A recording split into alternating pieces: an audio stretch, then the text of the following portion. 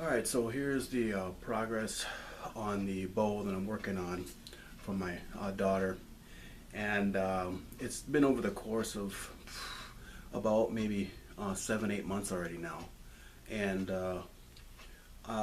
it's got a nice recurve or reflex to it because of the sinew backing that I added to it. I'm going to cover this with some rawhide just to make it pretty. It's usable like this, except for you wouldn't want to keep it in the rain and extreme temperatures, because hide glue and sinew are water soluble, so it'll basically come apart if you let it soak in water for too long. So what I'm going to do is I'm going to fashion a bowstring, and I want to make 2 of them.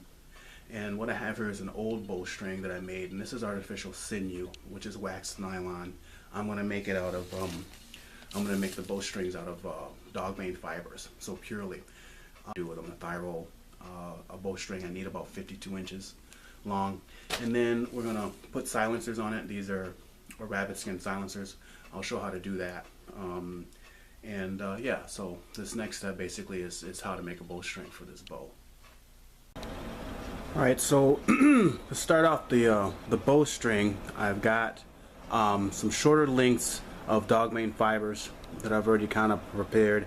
I just did a rough preparing. I didn't really break off too much of the shaft. That tends to happen as you start to twist the fibers from that, but you can refine the fibers as much as you want. I don't mind a rustic or a rough look at all. So at any rate, here I've already reverse twisted. I don't know, what is this looking like. It's probably about 1.5 inches, and basically it's just long enough to go around the tip of the bow here, right? So this is where I want to stop and get this going and get this blended into the rest of the body of the rope, the cordage.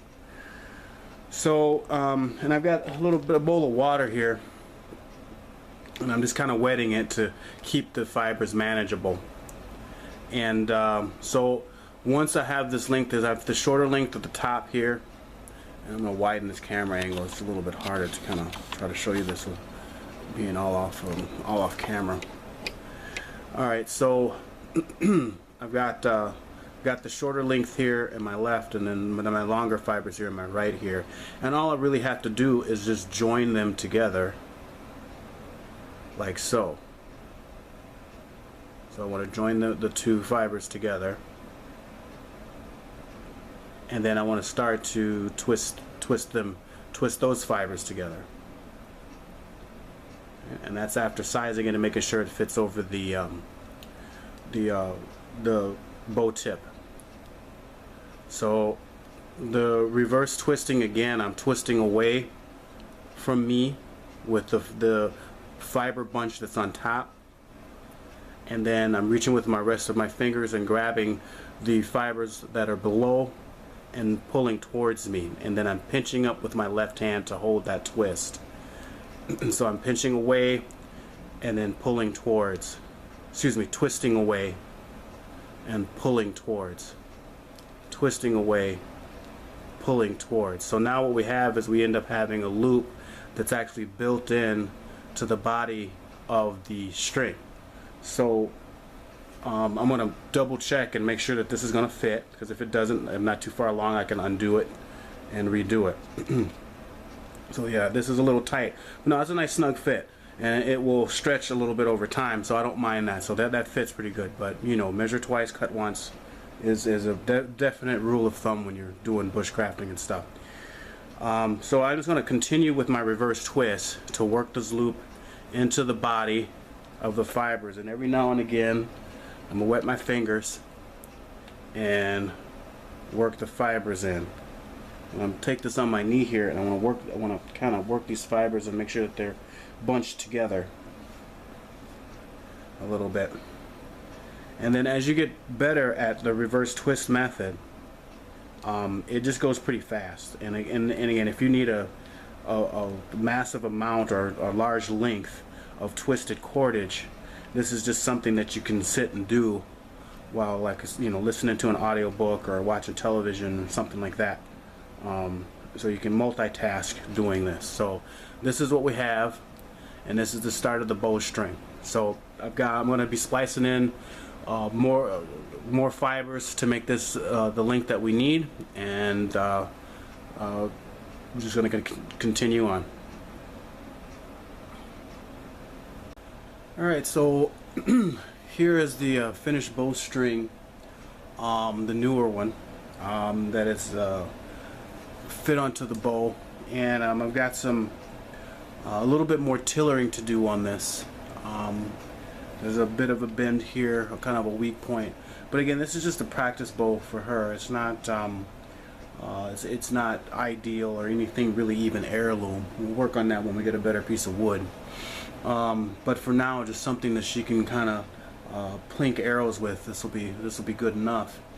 And you know, it is sinew backed, so it's basically natural fiberglass, which is hide glue and deer or bovine tendon. That's bison, elk, deer, reindeer tendon. And then so we've got dogbane cordage, which is acting as the bowstring here. So I've got it stretched on. I've also kind of burned off some of the splices that I did in there. I have another video on I've got more videos on twisting cordage and how to splice and all that. I just didn't want to take up too much time doing that, so just look up for those other videos. On the end here, on this one, I just did a regular bowline knot or an overhand knot, with a loop, which will work just fine. And then as we started out with the bowstring, there's the built-in loop here for the bowstring, or excuse me, for the top. So I differentiate between the top and the bottom of the bow. So technically, I would want if this was a bow built for me and my draw length and the weight that I can pull and I like to pull, I would want the top of the string to reach my thumb from the back of the handle here, and that would be the correct depth. This is for my daughter, so I'm gonna presume until I see her next and she can measure with her thumb that this will be the right height for her. And I'm pretty sure it will be. In the meantime, what we're going to do next is we're going to do what we call some servicing around the handle area. So on the bowstring from here to here, about 5 inches or so, I'm just going to wrap some more strands of dogbane around, and then I'm going to use beeswax to mold it into place.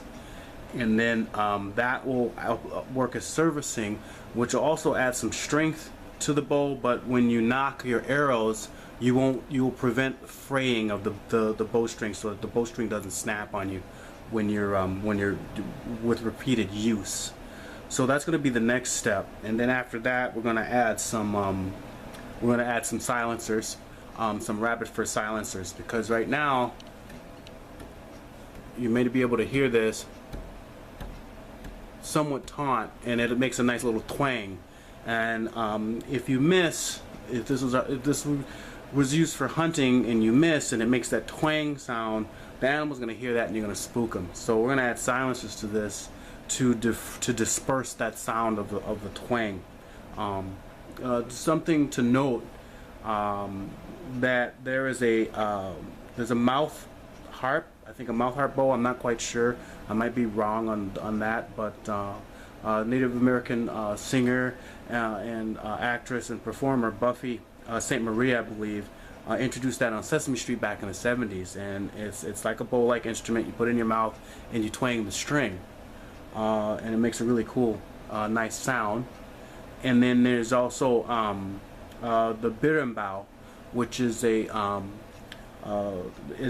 quintessential instrument for the Afro-Brazilian martial art of capoeira from Brazil, and it's basically used as a bow, and you have a string made of catgut. Right now it's usually the wires of the tire, and you hold it in a particular way, and you have a coin or a rock, and then you have a gourd attached to the coin or the rock that acts as a resonator, and you hit the string with a stick. It looks like a violin, one string violin, but it's actually a percussion instrument. It's called a berimbau.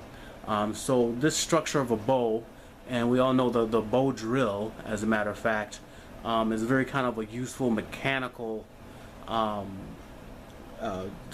design. You know, the structure of design of having a piece of wood that'll bend and then a string between the two ends. So this is, and from my understanding, you know, this design has been found all across the world with different groups, indigenous groups that have never had contact. So they say that they never had contact, coming up with the same sort of design for many of the same uses.